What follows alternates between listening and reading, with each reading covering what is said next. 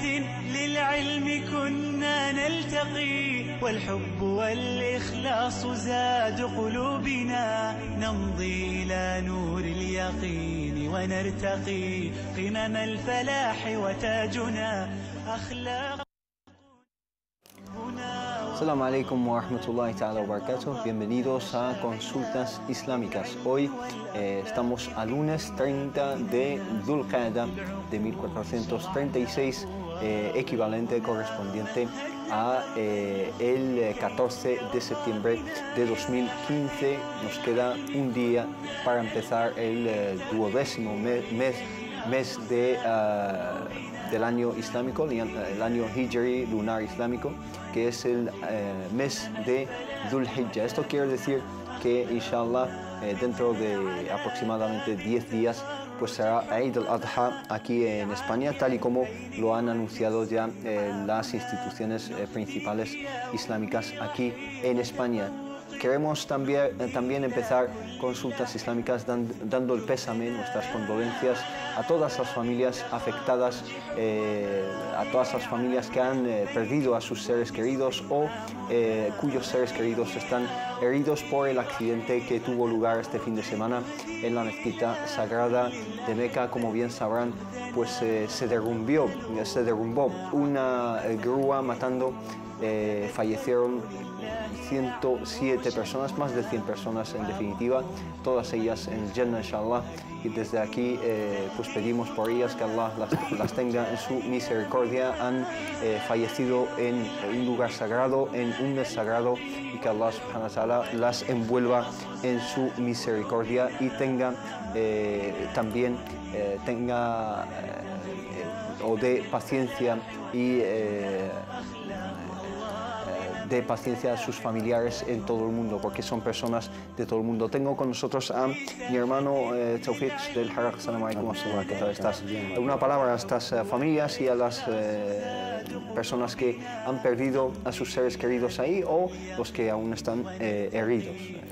Pues inna lillahi wa inna ilayhi raji'un. Pues la verdad, asumo mi pésame, mis condolencias a todos los fallecidos.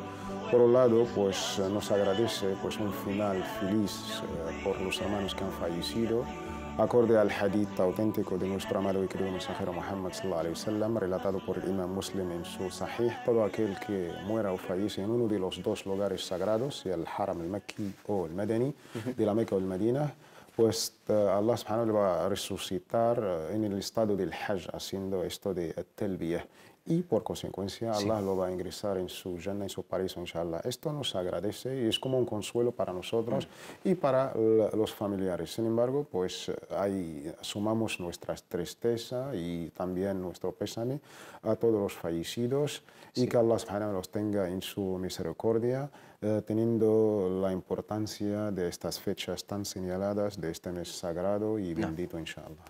Inshallah, después de estas condolencias que, por supuesto, como musulmanes tenemos que ofrecer a estas familias y a las personas afectadas, les recuerdo que estamos en vivo y en directo con ustedes hoy lunes, último día del mes de Dhul Qa'dah. Esperamos ya ansiosamente el mes de Dhul Hijjah, con el día 10º de este mes como un día cumbre del mes, que es el día de la gran fiesta de Eid al-Adha. Y les recuerdo, como siempre, las vías que tienen ante ustedes para contactar con nosotros si tienen preguntas, dudas acerca de cualquier cosa relacionada con el Islam, con la jurisprudencia islámica y especialmente, por supuesto, relacionada con el Hajj, la peregrinación, o cualquier duda relacionada con estas fechas del año. Tienen el número de teléfono, que es el 911 73 02 51, 911 73 02 51, y tienen también el email, que es consultas@cordobainternacional.com, consultas@cordobainternacional.com, y tienen la página de Facebook de Consultas Islámicas. También nos pueden enviar un mensaje ahí. Hermano Tawfiq, una introducción acerca de los 10 primeros días de Dhul Hijjah. ¿Cómo nos podemos acercar a Allah subhanahu wa ta'ala en estos días? ¿Cuáles son las virtudes de estos días? ¿Por qué son tan especiales? cómo habló el profeta sallallahu alaihi wasallam, cómo habla Allah subhanahu wa ta'ala de estos días, que son los 10 primeros días de Dhul Hijjah, conocidos como el Ashr al-Awail de Dhul Hijjah. بسم الله الرحمن الرحيم الحمد لله والصلاة والسلام على مولانا رسول الله وعلى آله وصحبه ومن والاه. En nombre de Allah, el clemente, el misericordioso, alabado sea Allah subhanahu wa ta'ala, paz y bendiciones sobre su último mensajero profeta Muhammad, sobre su noble familia y sus nobles compañeros y sobre todos nosotros que estamos siguiendo sus pasos hasta el día de juicio final. Amén. Amén. En estos tan sagrados y benditos días del final, ya estamos, como tú bien has dicho, en el final del undécimo mes Dhul Qa'dah. Y ya mañana, inshallah, pues estrenaremos el inicio, el primer día de Dhul Hijjah. Cabe señalar a las hermanas y los hermanos que junto Dhul Hijjah y Dhul Qa'dah forman parte de los sagrados, de los 4 meses sagrados, también de los meses del Hajj. Los 4 meses de sagrados son el Rajab, que es número 7 en nuestro calendario, junto con Dhul Qa'dah y Dhul Hijjah y Muharram. Pero los 3 meses del Hajj, como ha dicho Allah subhanahu wa ta'ala, el Hajju ashhurun ma'lumat. El Hajj o el peregrinaje son meses señalados.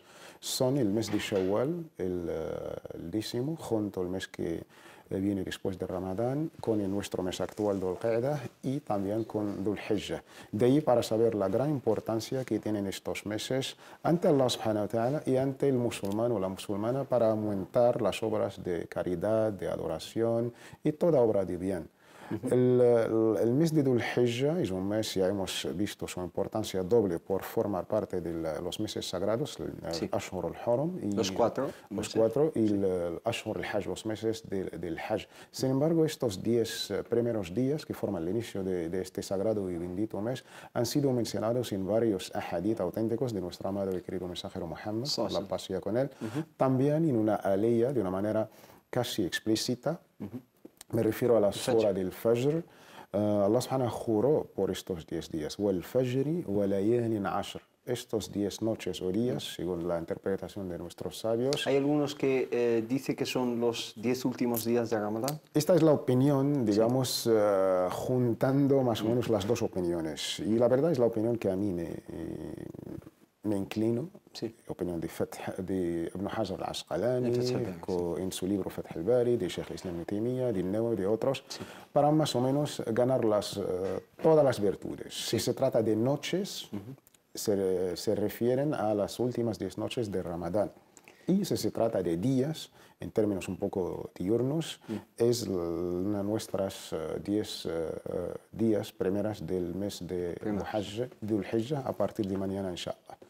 En un famoso hadith relatado por los dos grandes imames, el Bukhari y Muslim, en sus dos libros Sahih, según el noble compañero Abdullah ibn Abbas, que Allah esté complacido con los dos, con él junto con su padre, el profeta sallallahu alaihi wasallam dijo que ma min ayyamin, digamos, al referirse a estos días, hizo una excepción, ¿no? Sí, de una manera así un poco excepcional, que las obras en estos 10 días no tienen ninguna equivalencia con el resto de los demás días, en todo el año o en todos los meses. ما من أيام العمل فيها أحب إلى الله عز وجل. Todas las obras de bien, de culto, que Allah nos ha mandado en estos específicos primeros 10 días de Dhul Hijjah, es que la recompensa es inmensa y no tiene ninguna otra equivalencia si lo vamos a comparar con el resto de los días o de los meses. Al mencionar esta palabra o este veredicto profético, los nobles compañeros sahabas estaban presentes, hasta que uno se atrevió, no solamente por la sorpresa, a preguntar a nuestro amado mensajero Muhammad sallallahu alaihi wasallam, ¿Wal el jihadu fi sabilillah? Pensando que el jihad este sacrificio por la causa de Allah subhanahu wa ta'ala en todos los sentidos, no solamente el sentido bélico. Hay gente que resume de una manera errónea el jihad, el esfuerzo para hacer todo tipo de bien. Y el profeta Muhammad, ni siquiera el jihad puede equivaler a los actos durante estos 10 días, salvo, para dar una manera gráfica al profeta sallallahu alaihi wasallam, para todos nosotros, no solamente a este noble sahabi que ha preguntado, sino el mensaje se dirige a toda la umma, diciendo, sallallahu alaihi wasallam, la paz de Allah sea sobre él, salvo aquel que salió por la causa de Allah subhanahu wa ta'ala y sacrificó todo.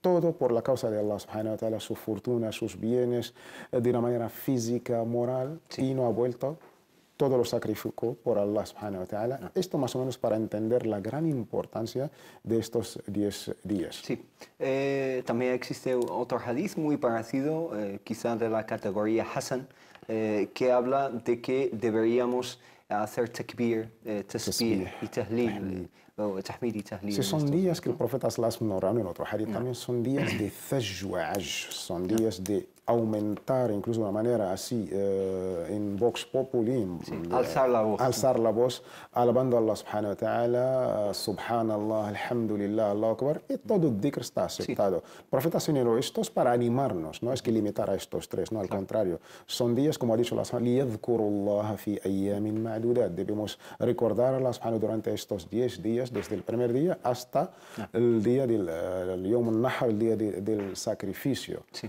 La importancia de estos 10 días, no solamente lo que hemos mencionado, pero es que coincide con el quinto pilar del Hajj. Sí. Hay días tan señalados como el día de Arafah, está en estos 10 días, que es el noveno, el día noveno del mes de Dhul Hijjah.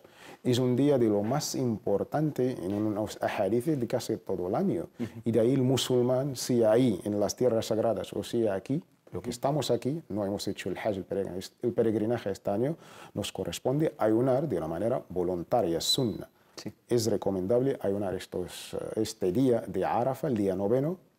El profeta Muhammad sallallahu alaihi wasallam, en el hadith narrado por Qatada, que Allah esté complacido con él, pues nos da la gran, digamos, esperanza que Allah, de manera segura, cuando el profeta habla, ya sabemos que lo afirma sallallahu alaihi wasallam, que Allah nos va a expiar, nos va a perdonar los pecados menores. Hay que subrayar esto. Cuando habla el profeta sallallahu alaihi wasallam de dhunub, de los errores, los pecados, se refiere a los menores, no a los mayores. Los anteriores del año anterior e inshallah del año posterior. Inshallah. ¿Cuáles son las sabidurías? ¿Cómo nos puede conectar también estos días con nuestro pasado, con el profeta Ibrahim alayhi salam, con estos lugares tan sagrados? ¿En qué debemos fijarnos y con qué debemos quedarnos y cómo debemos reflexionar aprovechando estos días y estas brisas, como dice el profeta sallallahu alaihi wasallam, que Allah subhanahu wa ta'ala nos manda estas brisas de misericordia, que debemos, digamos, exponernos a ellas? Este mes, por su nombre, ya más o menos nos insinúa dónde podemos tomar el buen camino. Se llama Dhul Hijjah, se refiere a la peregrinación. De ahí, la peregrinación no es solamente un pilar de los 5 pilares del Islam, pero es algo también que tiene que ver con este mensaje divino de Allah subhanahu, desde el primer día que Allah glorificado se crió a Adam hasta pues, el día del juicio final. Hay un mensaje que empezó con Adam, ha sido renovado por el patriarca de todos los profetas y mensajeros, Abraham, la paz de Allah sea sobre él, junto con su mujer Hagar, Sara, Ismail, Ishaq, y llegando el mensaje hasta nuestro amado y querido mensajero Muhammad, la paz sea con él, y de ahí nosotros pues seguimos en la misma línea, inshallah, contestando esta llamada tan noble del profeta y mensajero Abraham, cuando llamó a todos, sin ninguna excepción, de acudir a la sagrada Kaaba, a la casa de Allah subhanahu wa ta'ala en la tierra. De ahí este contacto que nunca ha parado, este contacto que nosotros incluso hoy mismo lo debemos renovar y mantener este contacto siempre con el mensaje de Allah subhanahu, porque el mensaje al fin y al cabo es uno. Y todos los profetas y mensajeros han venido por el mismo mensaje: adorar a Allah subhanahu wa ta'ala y sembrar el bien en la tierra, amando al prójimo y sin hacer daño a nada y a nadie. Este es el mensaje mismo, teniendo esta tierra Meca elegida por Allah subhanahu wa ta'ala por ser la anfitriona de la primera casa que ha sido jamás edificada sobre la tierra, y de ahí contacto entre el cielo y la tierra, ángeles, profetas, mensajeros, y nosotros nos dirigimos una vez en la vida para mantener estos lazos espirituales con Allah subhanahu wa ta'ala, teniendo su casa en la tierra y haciendo esto del Hajj, el peregrinaje, este viaje espiritual, pues lo debemos mantener en todas las lecciones que debemos tomar. Estas lecciones, este viaje que hacemos hacia un lugar físico, geográfico, pues a mí, mi camino hacia Allah subhanahu wa ta'ala, ¿dónde está? ¿Se ha cortado? ¿No se ha cortado? ¿Voy a ser invitado en la casa de Allah subhanahu? ¿Cómo voy a recibir Allah subhanahu wa ta'ala? ¿O cómo Allah me va a recibir? ¿Qué obras he hecho? ¿Qué daño he cometido? ¿Errores? Todo esto lo debemos recapacitar al pensar esto del Hajj, este viaje, no solamente geográfico, pero más dentro de nosotros mismos. Pues hablando de este viaje geográfico y espiritual también, nuestro hermano Mohammed Said Aliles no está con nosotros hoy porque se ha desplazado en un viaje de Hajj hasta la Meca, así como también el director del canal, el doctor Hussein Mansour, que también está cumpliendo con su Hajj, así que desde aquí les deseamos que Allah subhanahu wa ta'ala acepte su Hajj y que hagan muchos duas por nosotros, las personas que hemos querido ir y no hemos podido, pues que Allah subhanahu wa ta'ala pues acepte sus duas y nos permita acudir en este viaje muy pronto, inshallah. Hermano Tawfiq, inshallah seguiremos en otros programas hablando de diferentes rituales, diferentes lugares sagrados en el Hajj, tanto el Safa o el Marwa, el Kaaba, el Bi'r Zamzam, el pozo de Zamzam, como Mina, como el monte de Arafat, muchísimos lugares sagrados, cada uno de ellos con diferentes sabidurías y diferentes mensajes ahí atesorados. Pero vamos a pasar a otro tema que es el tema del sacrificio, ¿no? Antes de pasar al tema, simplemente recordarles el número de teléfono si quieren preguntarnos acerca de estos temas o cualquier duda que tengan. Y antes de pasar a las preguntas que tenemos guardadas de las redes sociales, preguntarte acerca del udhiyah, lo que es el sacrificio, el animal a sacrificar, o también como se llama en Urdu, ¿no? Los pakistaníes o los hermanos de Asia lo llaman qurbani, ¿no? Entonces, ¿cuáles son las condiciones que deben o que debe reunir este animal dedicado en sacrificio?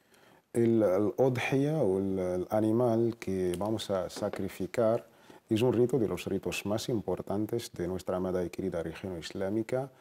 Forma parte del an'am, de los ganados, de los 4 tipos que están permitidos en nuestra sharia islámica. Me refiero a los camellos, a lo ovino, a lo caprino y lo bovino. Sí. Son 4 tipos. Son 4 tipos, sí. Los únicos que se puede sacrificar. De ahí que queda claro, pues camellos, terneros, caprinos, corderos. Estas son las 4 categorías que se puede sacrificar. Es decir, no puedo sacrificar una gallina. No, para nada, aunque corre una leyenda popular y de una manera errónea se atribuye al noble compañero Bilal, pues es totalmente, Bilal ibn Rabah, que Allah esté complacido con él, es totalmente falsa. Es una obra tan grande como lo llaman nuestros hermanos asiáticos, qurbani, que es una ofrenda. Esto es verdad. Qurbani taqarruban ila Allah, es decir, que te acerca a Allah. Y esta es la definición jurídica. Al-udhiyya es aquel animal que sacrificamos para acercarnos a Allah subhanahu wa ta'ala. Este es el título que Allah lo ha resumido en su célebre aliyah: "Lan yanala Allaha luhumuha wala dima'uha walakin yanaluhu at-taqwa minkum". Allah subhanahu wa ta'ala, ¿qué quiere de nosotros? Ni la sangre ni la carne, solamente taqwa, la sinceridad, la niyya, la intención, que a la hora de acercarnos, de sacrificar, pues nuestra niyya, nuestra intención es acercarnos a Allah subhanahu wa ta'ala. La opinión del jumhur, de las 4 escuelas, la escuela maliki, la escuela shafi'i, la escuela hanbali, que es una sunna muakkada. El sacrificio es una sunna bastante confirmada. Sin embargo, la escuela hanafi pues piensa que es una obligación, pero matizando a aquel que tiene los medios. Alguien que tiene los medios económicos y no ha no ha cumplido con esta sunna de nuestro amado y querido mensajero Muhammad sallallahu alaihi wasallam, pues cae en un gravísimo error. Para ellos le catalogan como pues de fard, de una obligación. Sin embargo, la opinión más coherente, que yo me inclino, es la opinión del jumhur, que es una sunna confirmada, el sacrificio. Los 4 tipos que se pueden sacrificar, ya hemos dicho, los camellos, los bovinos, los caprinos y los ovinos. Los hermanos y las hermanas deben saber también las edades de cada tipo de estos 4 animales también permitidos. Es importante. Es importantísimo. Si nos referimos a los camellos, pues la edad mínima es cuando entran en 5 años. Sí, pero aquí en España vamos a hablar sobre todo de los corderos. Si se refiere a los bovinos y terneros, pues a partir de 2 años. Caprinos entrando en 1 año. Y si estamos hablando de ovinos o corderos, pues ya a partir de los 6 meses. Esto más o menos es las normas que debemos saber y teniendo siempre la noble niyya, intención de sacrificar esto para acercarnos a Allah subhanahu wa ta'ala, inshallah. Es decir, hay que tener la edad, también el estado de salud también del Esto animal. es digamos, de una manera obvia. Cuando queremos acercarnos a Allah subhanahu wa ta'ala, siempre ofreciendo lo mejor de nosotros. Ya no podemos hablar de... Si estamos tratando con Allah subhanahu wa ta'ala y esperando su gran recompensa, debemos estar a la altura o al mismo nivel. Debemos sacrificar lo mejor para Allah subhanahu wa ta'ala y así tendré la recompensa y la expiación, el perdón de Allah subhanahu wa ta'ala. Si nos vamos a un poco buscarlo esto, nuestros sabios se han puesto de acuerdo sobre 4 tipos que no se pueden sacrificar. Fuera de estos 4, cada escuela jurídica pues, añade otras condiciones. Sí. No podemos sacrificar un animal de estos 4, en el caso nuestro es el ovino, los corderos, que está bastante enfermo. Sí. No podemos sacrificar un animal que está cojo, que no puede seguir caminando con el resto de los corderos. Sí, que está como rezagado, atrasado. No podemos sacrificar un animal que está totalmente ciego o tuerto. No podemos sacrificar un animal que está demasiado débil y hasta se ven los huesos. Estas las 4 condiciones mencionadas en el famoso hadith de nuestro amado y querido mensajero Muhammad. Pero la idea general es lo mejor para Allah subhanahu wa ta'ala. Intentar que el animal esté en las condiciones óptimas porque es un sacrificio a Allah subhanahu wa ta'ala y tenemos que ofrecer lo mejor que tenemos, ¿no? Y recalcar ese punto que mencionabas, que por supuesto está mencionado en el Corán, que es que Allah subhanahu wa ta'ala no le llega el sacrificio en sí, el animal, sino la intención y la piedad que encierren nuestros corazones, ¿no es así? Esto es lo más importante, esta es la niyya. La comida o la carne la tenemos el resto del año y todos los días, pero hay que poner hincapié en este punto espiritual del sacrificio, como ofrenda a Allah subhanahu wa ta'ala. Es importantísimo. Ahí está el punto de ibada. Si no, pues va a ser como el resto de la gente o el resto de las costumbres que tenemos el resto del año. Por eso hay que matizar este punto porque es lo más importante. Barakallahu Fik, una pregunta que nos menciona un hermano, Abdulatif, nos dice: hola hermanos, tengo una pregunta sobre el Eid. No me gusta mucho el cordero, dice, y a mi hermana tampoco. ¿Podemos compartir el cordero entre los dos? Es decir, entre él y su hermana. ¿Pueden comprar un animal en común y sacrificarlo o no? De los 4 tipos que he mencionado, pues está la opción del caprino y la otra opción del ternero o el camello, que no es el caso quizás en España. Pero hay que matizar que no se puede compartir los corderos. El cordero es por una familia, como el padre al resto de su familia. Pero si son hermanos, ya son 2 casas, son 2 familias separadas. Pero si son los 2... ¿Viven juntos? No, si son los 2 hermano y hermana bajo sus padres, el padre es responsable del resto de su familia. Pero hermano, hermana y familias separadas, el cordero es individual por cada familia, independientemente de cuántos miembros hay en esta familia. Se puede compartir solamente 2 tipos de ganado. Se puede compartir el ternero, el camello, hasta máximo 7 personas. Esto es lo único. ¿El ternero no? El ternero o el camello, los 2. Una vaca, la ternera o ternero, los 2. Da igual si es macho, hasta 7 personas. Una persona, si quiere, 2, 3, 4, pero 7. El camello igual. Pero lo caprino y lo ovino no se puede compartir. Se puede compartir después del sacrificio como... Dando sadaqa como obra de caridad es recomendable. Entendido. Barakallahu Fik. La hermana Najaz nos pregunta lo siguiente, dice: Assalamu alaikum wa rahmatullah, necesito ayuda, llevo con el hijab más de 1 año, me lo puse porque quise, mi marido no me obligó, me lo puse porque sé cuál es su significado, pero llevo unos meses con muchas dudas, me lo quiero quitar. Es más, me he ido de vacaciones y me lo he quitado y sé que no he hecho bien. Yo me pregunto si es muy grave quitármelo y volvérmelo a poner más adelante cuando me sienta preparada, inshallah. ¿Qué le podemos decir? Yo creo que la hermana con su debate interno debe escuchar a su corazón. Ella, ya tengo la sensación, sabiendo lo que significa el hijab y el estatuto jurídico del hijab, la vestimenta islámica es una obligación para nuestras hermanas. Hay más de 8 aliyas coránicas y más de 25 hadith auténticos que hablan de la obligatoriedad del hijab. De ahí, esta lucha diaria es nuestro deber de cada día, hombres y mujeres, siguiendo los mandamientos de Allah. A veces sufrimos caídas, a veces nuestro imán disminuye, a veces aumenta. Es la lucha, es este camino que anhelamos tener taqwa. ¿Y quién de nosotros que no ha cometido errores o nunca se ha equivocado? Kullu ibni Adam khata. Todo hijo de Adam pues se equivoca y comete errores, pero el mejor de aquellos, de nosotros, es aquel que se arrepienta y rectifica y se acerca a Allah subhanahu wa ta'ala. Allah lo va a aceptar con todas las puertas de Allah, la misericordia de Allah siempre están abiertas y abarca a todo el mundo. La hermana pues debe, alhamdulillah, pues arrepentirse, sabiendo, estudiando más o menos qué significa la ropa islámica. No es una tela, no es algo que se pone por encima de la cabeza, es mucho más, es un mensaje, es algo que del espíritu, libasu taqwa, Allah lo ha llamado, es esta vestimenta de taqwa, de piedad, conciencia, temor de Allah subhanahu wa ta'ala y de amor de Allah subhanahu wa ta'ala. Si la hermana estudia esto, se arraiga en lo más hondo y profundo de su corazón, teniendo esta lucha, que es lo normal. No vamos a recriminar a nuestra hermana, ni mucho menos, sino es la lucha de todos y cada uno de nosotros. Que la hermana está en su camino, alhamdulillah, las puertas de la misericordia de Allah están abiertas, que retoma su hijab, su vestimenta islámica, que pida perdón de Allah subhanahu wa ta'ala y que busca ayuda de hermanas, de libros y mucho dua en sus momentos de sujud, en sus oraciones. Sí, parece que la hermana conoce bien los significados que encierra esta vestimenta y este digamos, estado, más que una vestimenta.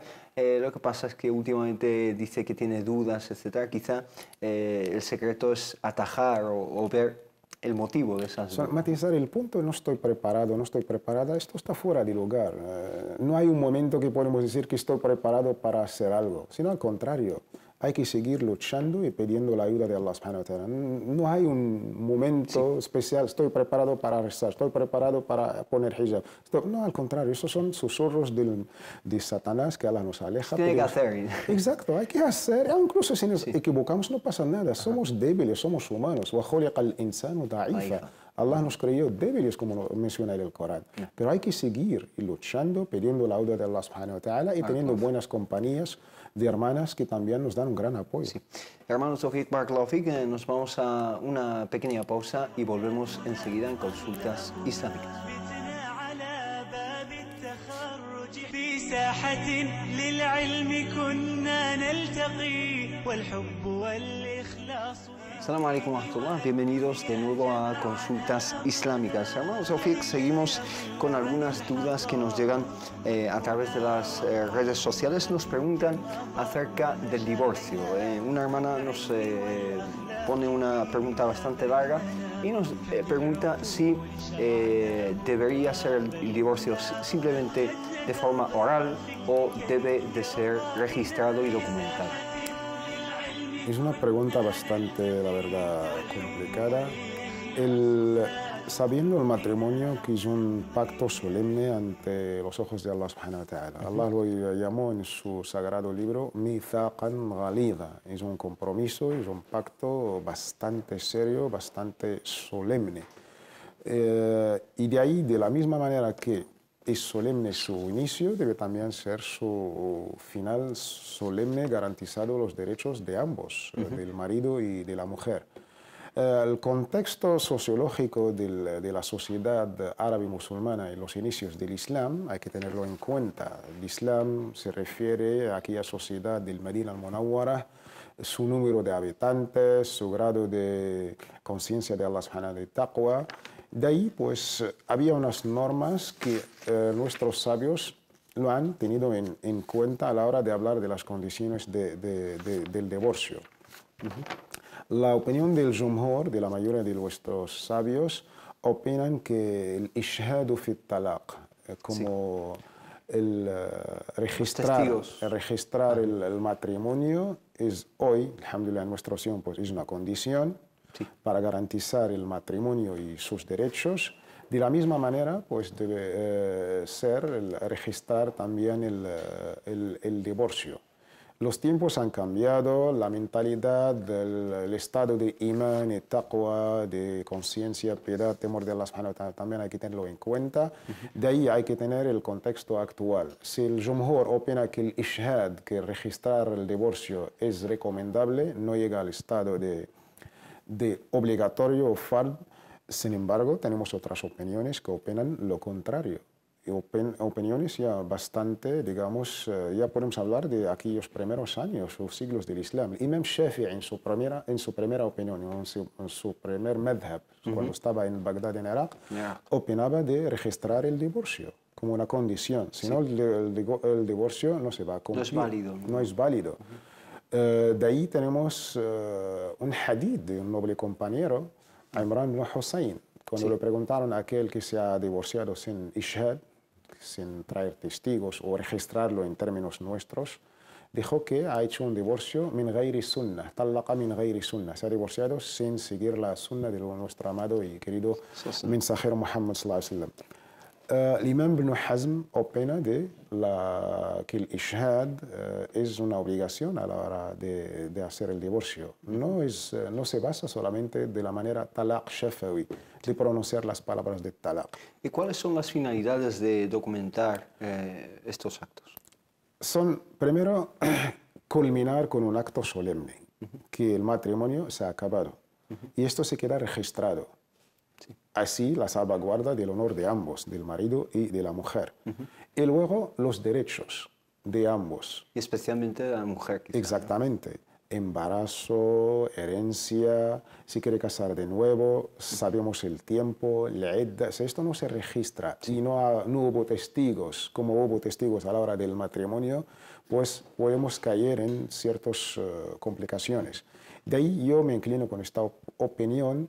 Teniendo, alhamdulillah, hoy en día el estatuto de la mujer está legalizado en todos los países islámicos, mudawwanat al-ahwal al-shakhsiyah, siguiendo las 4 escuelas. Aquí también es posible, aquí también tanto mismo. En el registro civil como a través de las dependencias consulares de Y ahí países. para compaginar las dos cosas, no queremos contradicciones entre la ley, legislación islámica y la ley civil.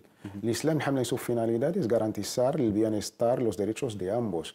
De ahí, si un divorcio, si no está registrado con testigos, yo me inclino con la opinión de grandes sabios como el Allama Ahmed Shakir, como el Allama Muhammad Abu Zuhra, sin mencionar los actuales, por supuesto, que opinan de la misma manera que se ha registrado el matrimonio, debemos hacer lo mismo con el divorcio. Y esto para garantizar los derechos de ambos, para declarar el fin de esta noble relación y también para compaginar con la ley civil. No queremos tener contradicciones o que el Islam no es compatible con la sociedad moderna, con las leyes, no, al contrario.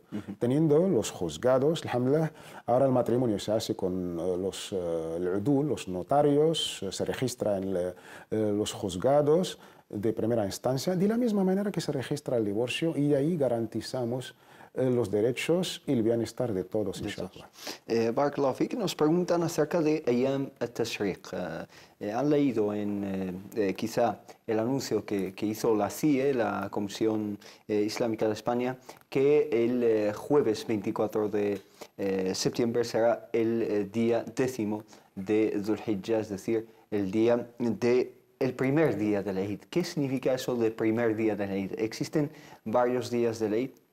Sí, esto viene mencionado en el hadith de nuestro amado y querido mensajero Muhammad sallallahu alaihi wasallam. Primero debemos felicitar a toda la umma islámica, a todos los musulmanes, por esta fecha tan importante. Esperemos que Allah subhanahu wa ta'ala bendiga nuestras vidas y llegaremos, inshallah, salvos y sanos a este día tan señalado, que es el día de An-Nahr, del sacrificio. Ya ahora, con esta declaración oficial de la Comisión Islámica de España, sabemos con certeza que el día 24 será, inshallah, el día del sacrificio. Sí. Es el día del Nahr. Y luego tenemos los días de Tashriq. Estos 3 días son el día 11, 12 y 13. Y tienen ciertos veredictos jurídicos para el peregrino y para nosotros que estamos aquí. Sí, acerca del ayuno, etc. No se puede ayunar durante estos 3 días, pues son días de comida, de alegría y de recuerdo de Allah subhanahu wa ta'ala, como nos dijo nuestro amado y querido mensajero Muhammad, la paz sea con él. Y para los hujjaj, los peregrinos deben pues, cumplir con ciertos ritos de Ramyul Jamarat, aquellas piedras que lanzan en el Jamarat Sogra, el Wusta y el Kubra.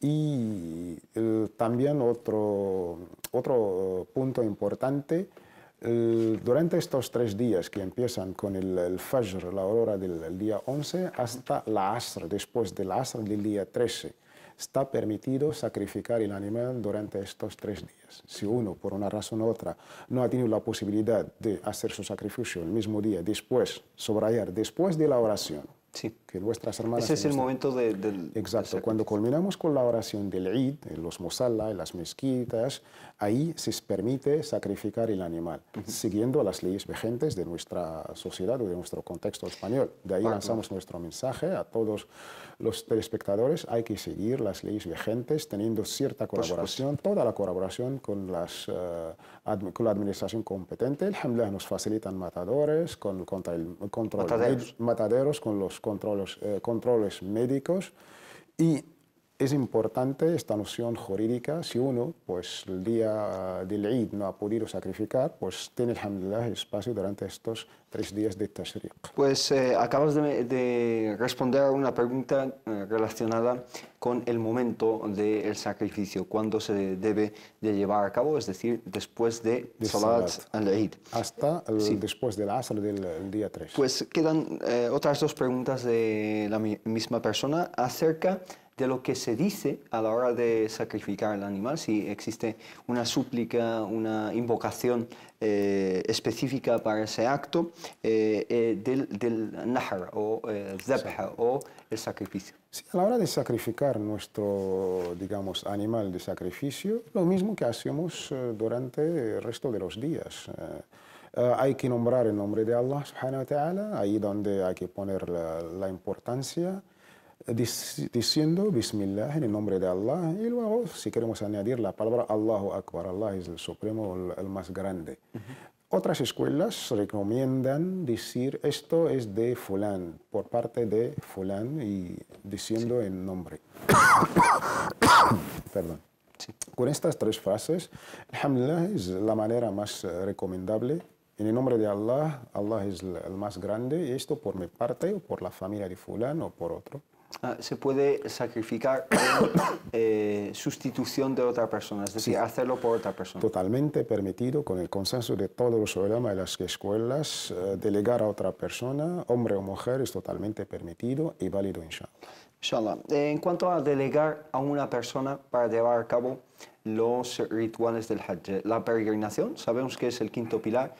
Si una persona puede llevar a cabo el Hajj por otra persona, especialmente si esa persona pues no puede llevarlo a cabo por diferentes razones, sean de salud, etc. Muy buena pregunta. Hay que matizar ciertas cosas. Está permitido delegar a otra persona que te haga el Hajj por ti con 2 condiciones. Primero, esta persona ha fallecido o pues, no puede realizar el peregrinaje por una razón de salud o por otra razón que le impide pues, cumplir con este pilar de nuestra amada y querida región islámica. El segundo es, antes de cumplir con la delegación, hay que cumplir primero tu Hajj del Islam. Este señor debía haber hecho su propia peregrinación. Si él no ha hecho su propia peregrinación, la obligatoria, no puede pues, cumplir por otros. Sí. 2, hay cosas que estamos hablando del Hajj, pero también podemos hablar de ciertos actos del Hajj. El ejemplo más, digamos, conocido, una persona haciendo el Hajj, pero por unas razones de salud, no puede hacer, por ejemplo, el Rami, pues lanzamiento de las piedras. También se puede delegar con la misma condición. Solo ese ritual, no el Hajj. No. Otras cosas, el tawaf, las 7 vueltas o las circunvalaciones, debe hacerlas uno mismo. Personalmente. Si está enfermo, incluso con... Se puede llevar a cabo con una silla de ruedas. Exactamente, pero el tema de las piedras sí se puede delegar con la condición de empezar uno mismo por su deber y luego puede hacerlo por otros. Barakallahu fik, otra pregunta nos pregunta un hermano Reda nos dice que él juró llevar a cabo algo lícito en sí y no lo hizo. Entonces nos pregunta si tiene que llevar a cabo una kafara, ¿no? Una expiación por ese juramento no cumplido, ¿no? Sí, debemos saber el yamin, el jurar por Allah es algo muy en serio. No lo debemos tomar a la ligera. De ahí aconsejamos a los hermanos y a las hermanas de no jurar, de no tener este hábito de cada vez por dos, wallahi, wallahi. No está recomendado por el profeta Muhammad sallallahu alaihi wasallam y por la misma Ali. La taj'alu Allaha 'urdatan li aymanikum. Cada vez por tres la gente a la ligera jura por Allah subhanahu wa ta'ala. Es un consejo de dejar este mal hábito. Pero ser por una razón u otra hemos jurado por algo halal, permitido, y también por la misma razón u otra no hemos cumplido con este juramento, debemos saber ciertos pasos. Todo el mundo se equivoca al decir hay que ir a ayunar 3 días. No, esto es un error gravísimo. Y la aliyah de Surat al-Ma'ida, el capítulo número 5, si no me equivoco, lo deja muy claro. Si juramos por algo halal, permitido, y no lo hemos cumplido por una razón u otra, debemos hacer estas cosas. Primero, debemos dar de comer a 10 personas pobres, necesitados. O elegir a vestirlos. A esas 10 personas. Estas 10 personas. Si no podemos darles de comer, el Corán te recomienda darles pues, de ropa o vestir a estos 10. Comprarles prendas. La tercera cosa que nos recomienda el Corán hoy, ya no podemos hablar, está abolida, que es liberar a un esclavo. Alhamdulillah, el Islam ha abolido la esclavitud muchísimo antes que Abraham Lincoln, aunque la gente piensa siempre con ayer, pero el Islam desde el primer día habla de tahrir o raqaba, liberar a un ser humano, a un esclavo. De ahí, con esta orden, dar de comer a 10 o elegir vestir estos 10. Si no podemos, ojo con el dato, si no podemos recurrir a ayunar 3 días. Es decir, tenemos la opción de dar de comer o vestir a estas personas, o si no podemos ni una... Si no podemos. Si no podemos ni una cosa ni la otra, pues tenemos la tercera opción, que es la de ayunar 10 días seguidos, ¿tiene que ser? La opinión del Jumhur sí, es seguida, porque se trata de un error y de una expiación que Allah nos va a perdonar, inshallah. Yo me inclino con esta opinión, porque es como de una manera que a corregir, y no es como castigo, pero que tomamos una buena lección. Sufrir un poquito, pero como... teniendo la dulzura del ayuno, y para no caer otra vez en este error. Y esto es importante, no es elegir entre las 3 opciones, no, es intentar los 2 primero, y de ahí es un gesto de solidaridad dentro de nuestra sociedad, y luego, pues si no podemos, correr al ayuno de 3 días. Barakallahu fik, tenemos al teléfono a una hermana desde Cataluña, de Girona. Salam alaikum wa rahmatullah. Sí, buenas tardes. Mira, quería hacer una pregunta sobre la carne del cordero del Eid. Que hace años nos han dicho que no se puede dar, por ejemplo, a un vecino cristiano, no sé, una amiga, una vecina. Y yo tengo esa duda cada vez que quiero dar, por ejemplo, un plato de pinchito, mi marido, no, que es haram. Por favor, ¿pueden sacarme de duda? Muchas gracias. Salam alaikum wa rahmatullah. Entendida su pregunta, es decir, la carne del animal dedicado al sacrificio sí se puede dar como regalo, como ofrecérselo a sus vecinos, sus conocidos no musulmanes.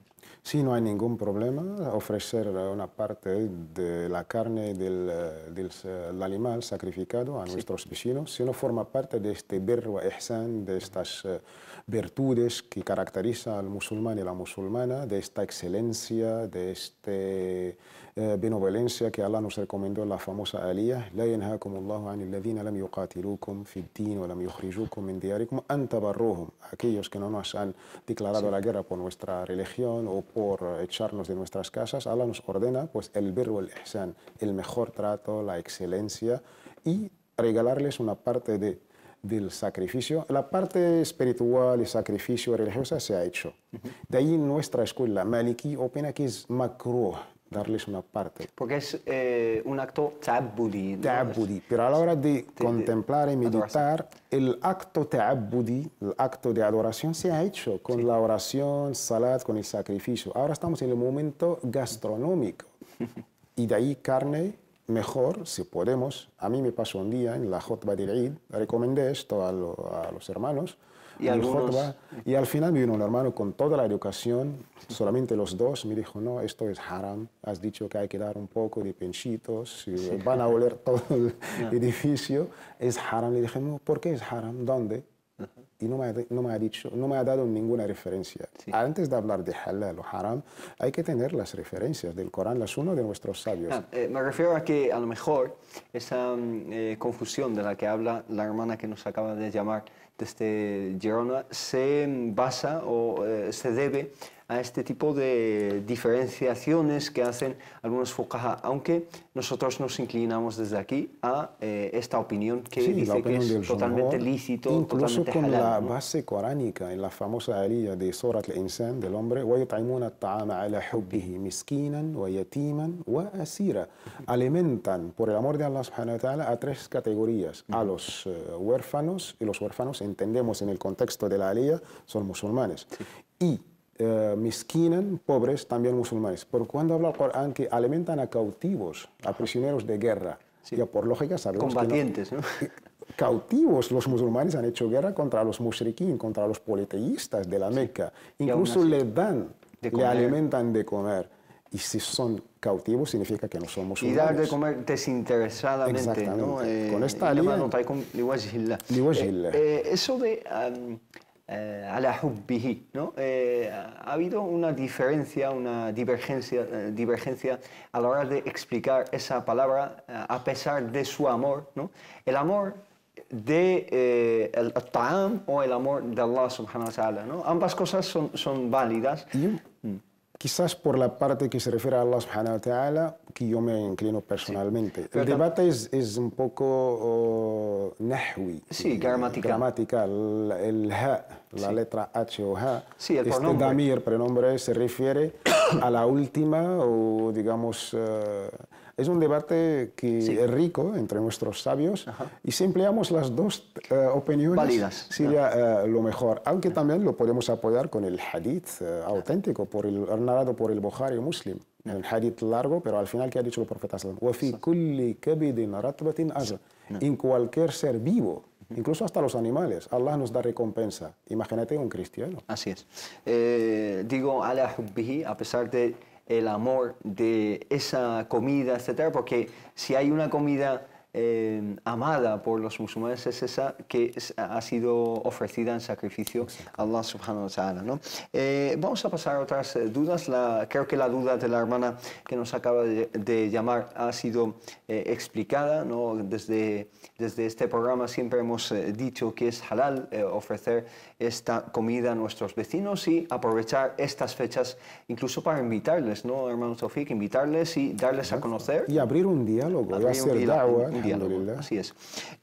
Incluso el hajj y el sacrificio une a las tres religiones abrahámicas, ¿no? Porque son prácticas abrahámicas de Ibrahim. En su esencia lo compartimos. Teniendo el debate si fue el hijo Ismael o Ishaq, no tiene gran importancia, pero la esencia la tenemos cristianos, musulmanes y judíos. Barakallahu fik, una persona que tiene deudas pendientes, las deudas pendientes sí puede llevar a cabo el hajj, la peregrinación. Hay que matizar y hay que, si tiene deudas, tenemos dos preguntas. Cumplir, saldar la deuda primero o cumplir con el pilar, el mandato de Allah subhanahu wa ta'ala. Hay cierto debate entre nuestros sabios. El resumen que yo me inclino es, primero, hay que saldar las deudas, los derechos de la gente, pues prevalece el derecho de Allah, porque tenemos, inshallah, tiempo. Teniendo en cuenta el tipo de contrato que hay entre estas dos personas o entidades, no sé qué tipo de deuda. Segundo, nuestros sabios recomiendan pedir permiso a la persona que está endeudado, pues mira, señor, hablamos de personas, voy a hacer esto si me das permiso o no. Esto es importante en estas relaciones humanas. Que es un poco de tacto, ¿no? Exactamente, en este tipo porque si yo he dado pues, dinero a una persona, me entero que ha hecho el peregrinaje y no me ha devuelto mi propio dinero, este tacto es importante. El Islam lo ha tenido en cuenta. Si se trata de una deuda con una entidad, con las fechas ya fijadas durante cada mes, durante no sé cuántos años, ahí esto es otra cosa, puede hacer el Hajj tranquilamente. Barakallahu fik, otra duda, aunque esta la hemos explicado muchas veces, dice la hermana Saida, Assalamu alaikum wa rahmatullahi wa barakatuh. En primer lugar, felicitaros por vuestro programa de consultas islámicas, que me encanta y aprendo muchísimo con ustedes. Y mi pregunta es, rezar sabah, dice sabah, también llamada salat al-shuruq, ¿es obligatoria? Lo pregunto ya que a mí desde pequeña me enseñaron que había que rezarla y yo la he tomado como una oración obligatoria, pero mi marido me ha dicho que no es obligatoria y me ha sugerido, me ha surgido esta duda. Primero, no existe ninguna salat que se llama salat shuruq. No, shuruq. Salat sabah sí que existe. En la confusión que tienen nuestras hermanas y nuestros hermanos. Normalmente es subh, ¿no? Subh es lo más correcto a nivel léxico, pero el contenido se refiere a... Sabemos primero que hay 5 oraciones obligatorias, fara'id. Y no hay sexta. Y no hay sexta. Hablamos de los 5 rezos, desde el famoso viaje del Isra, el viaje nocturno y el Mi'raj, esta ascensión que ha hecho el profeta al cielo. Allah nos ordenó 5 rezos, juntando la noche y el día. El primer rezo, ¿cómo lo vamos a llamar? Si lo llamamos subh o el fajr, las dos cosas son correctas y permitidas porque de la misma manera lo llamó el profeta sallallahu alaihi wasallam. Y lo que debemos saber, ya lo hemos recalcado y dejado más de una vez de una manera explícita, hay una oración farida, obligatoria, y hay otra que es sunna, recomendable. La hermana se refiere a la otra que es sunna. Es bastante recomendable esta oración porque el profeta... Sunna mu'akkada, y más en nuestra escuela maliki, pues varía entre el mu'akkad, raghib, al-fadil. Porque es khairu min ad-dunya wa ma fiha, es mejor de este mundo, de esta vida, incluso lo ha dicho el profeta Muhammad. Según lo que ha dicho el profeta, sí. Si se refiere a esta salat, pues la recomendable, que es la farida, si la vamos a llamar sunnatul fajr, está correcto. Si lo vamos a llamar sunnatul subh, es lo mismo. Sí. La pregunta, ¿estamos cuando hablamos de nominar subh o el fajr a lo obligatorio o lo recomendable? Sí. Y luego lo mismo, la otra, si es faridatul subh o faridatul fajr, lo mismo. Son sinónimos. Lo obligatorio del subh o lo obligatorio del fajr, junto con lo recomendable del fajr o lo recomendable del subh. Hay una oración que es obligatoria de la mañana, llamémosla la oración obligatoria de la mañana, se puede llamar en árabe subh o fajr, y otra que es sunna, que también son 2 rak'ahs que normalmente se rezan antes, a menos que se nos pase el tiempo, pues que son sunna mu'akkada, una sunna recomendada por el profeta sallallahu alaihi wasallam, enfatizada, mejor dicho, por el profeta sallallahu alaihi wasallam. Una última pregunta, hermano Tawfiq, nos preguntan acerca de lo que se llama en árabe al-qaza, ¿no? Que es estos estilos peinados que han aparecido mucho últimamente, en los cuales los varones, ¿no? Algunos chicos se quitan parte del pelo y se dejan otra parte, etc., ¿no? Hay diferentes modas, diferentes estilos que han aparecido. ¿Qué dice el Islam de ello? ¿Se ha referido el profeta sallallahu alaihi wasallam a este tipo digamos, de estética? Sí, el profeta sallallahu alaihi wasallam se ha referido a este tipo del qaza, de esta manera de cortarse el pelo, en el famoso hadith del noble compañero Anas, naha Rasulullah sallallahu alaihi wasallam anil qaza. El profeta sallallahu alaihi wasallam nos ha prohibido cortarse de manera al qaza. Como tú bien has dicho, el qaza que es cortarse una parte y dejar la otra. El profeta nos ha recomendado, si vamos a cortar el pelo, lo cortamos de una manera igualitaria, teniendo toda la cabeza, pero haciendo modas o siguiendo artistas o jugadores, el Islam nos recomienda tener nuestra propia personalidad islámica en todos los ámbitos, no solamente la manera de vestir, la manera de pensar y la manera también de cortar el pelo. Quizás nos parece algo un poco, no es tan importante, pero si lo cogemos en lo que es y lo que requiere de nosotros el Islam, tener nuestra propia personalidad islámica, orgullosos de ser musulmanes en todo, desde la manera de vestir, cortar, incluso de pensar. Porque si vas a imitar a una celebridad en sus maneras de vestir o de cortar, el temor es llegar a también pensar como él y esto ya perdimos la frivolidad. Exactamente. Digamos El musulmán alhamdulillah, tiene su personalidad digna, fuerte y también respeta a los demás. Es decir, es poco aconsejable como mínimo, ¿no? Podemos no decir. Es digno de un musulmán, sobre todo en nuestra juventud, de nuestros hijos. Esto es una señal que debemos tener en serio el tema de la educación de nuestros hijos. Pero existe el nahi del profeta sallallahu alaihi wasallam, el hadith en el que el profeta sallallahu alaihi wasallam yanha, es decir, desaconseja este tipo de... Con dos categorías de nuestros sabios, entre el makruh y el haram. Si lo estamos siguiendo solamente a la ligera o creyendo incluso, pues puede llegar hasta al haram, desde lo no recomendable hasta lo prohibido. Por eso digo que como mínimo es makruh, ¿no? Que es desaconsejable como mínimo. Hermanos Taufik, nos quedamos sin tiempo, simplemente darte las gracias por todas las explicaciones y las aclaraciones. Muchísimas gracias, barakallahu fikum. A ustedes, muchísimas gracias por habernos seguido. Nos vemos, inshallah, el jueves que viene en Consultas Islámicas. Assalamu alaikum wa rahmatullahi wa barakatuh. تفوق نهدي إلى كل الأحبة جهدنا